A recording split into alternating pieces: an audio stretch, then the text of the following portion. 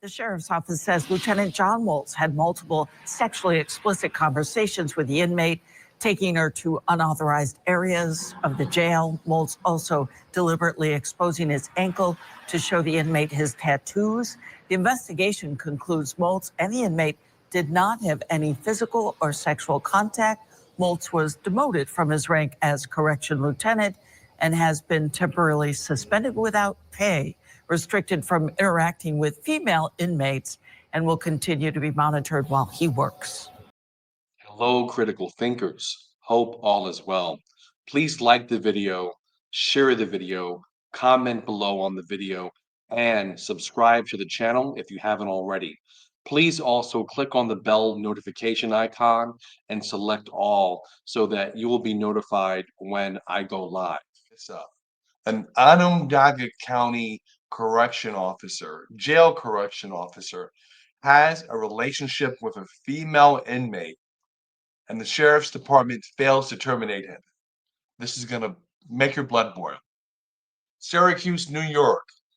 Once Internal Affairs finished its investigation, Onondaga County Sheriff Toby Shelley's first instinct was to begin the termination process for a Jamesville correctional deputy who admitted to trying to foster a relationship with an inmate. The strength of the collective bargaining agreement between Onondaga County and the deputies union ultimately got in the way. Here we have another example of correctional leadership blaming it on the union, blaming it on the collective bargaining agreement. On Wednesday, the sheriff's office released a detailed statement after Sheriff Shelley indicated that extreme rumors were swirling around a deputy impregnating an incarcerated woman at the jail in Jamesville. He said this was categorically false, but after getting tipped off by another deputy, his team did find evidence that Deputy John Maltz acted inappropriately towards a female inmate. According to a report obtained by the I-Team, Maltz took an incarcerated woman to secluded locations inside the jail multiple times between February 7th and March 17th. Maltz had the woman clean places like the mailroom and the staff visitation office, locations that are not monitored by cameras, nor are they typically places where inmates are allowed to work due to the risk of them gaining access to sensitive information, the report says. This correctional officer, John Maltz, took a female incarcerated jail inmate, took her to places where he knew there were no cameras, allowed her to get in sensitive locations of the jail where she was not supposed to be. And this guy still has a job. Some conversations became sexually explicit.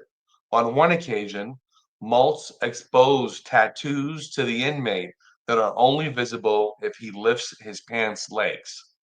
He also removed his protective vest more than once. The incarcerated woman involved was released on April 8th. Maltz attempted to schedule a day off on that date. All right, so I just want to get this straight again. This individual, this correction officer, wanted to schedule a day off on the date that she was being released, I guess to spend some quality. Quote, your actions are in clear violation of the Onondaga County Sheriff's Office Duty Manual, Onondaga County Work Rules, and OCSO written directives, the report concludes. The report was included in an agreement to disciplinary action and last chance agreement signed by Maltz and Sheriff Shelley on April 17th. It strips Maltz of his former rank as a lieutenant and demotes him to being a deputy. His pay was cut by almost $21,000, according to a sheriff's office spokesperson. So discipline for this correctional officer which should have been immediate termination. He's losing a rank and he's losing pay, but he's keeping his job. Maltz is never allowed to contact current or former incarcerated women and will only enter the women's housing unit at Janesville if there is a true emergency. Why do I think that this is going to happen again? Sheriff Shelley said that while his first inclination was to fire Maltz, he had to consider that the termination process would involve an arbitrator. He said after he consulted with the Onondaga County attorney, Robert Durr, who Shelley said agreed that arbitration could be a difficult process. Okay, so now because something is going to be a difficult process, we don't do it?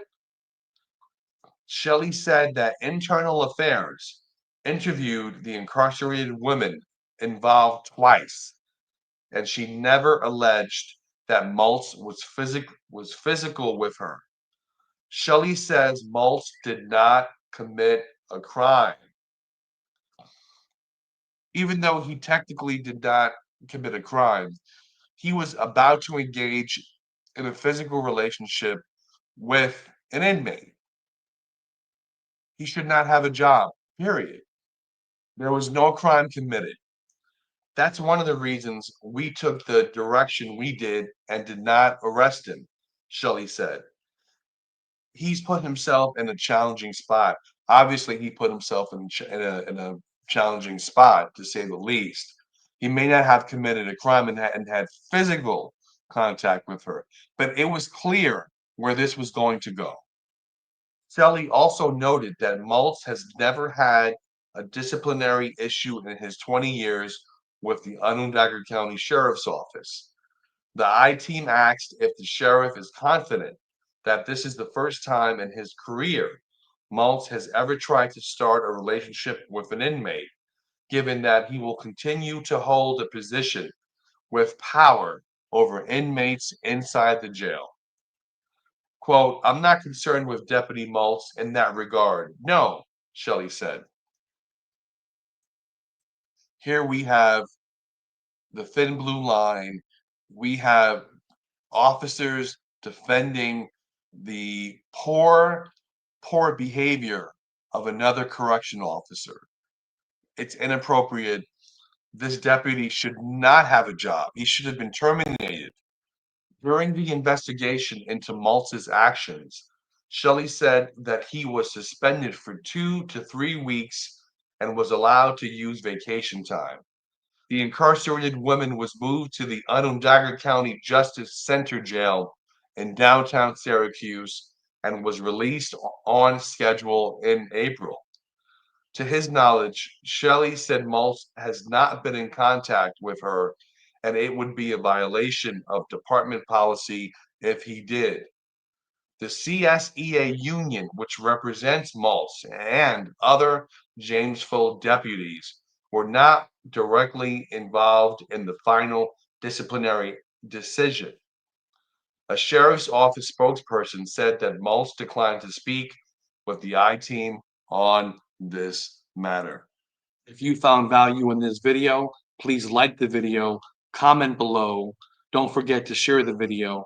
And if you feel that I've earned it, please subscribe to the channel. My goal is to give you honest and direct feedback and go deeper than what the mainstream media is telling you. Take care, God bless, and see you next time.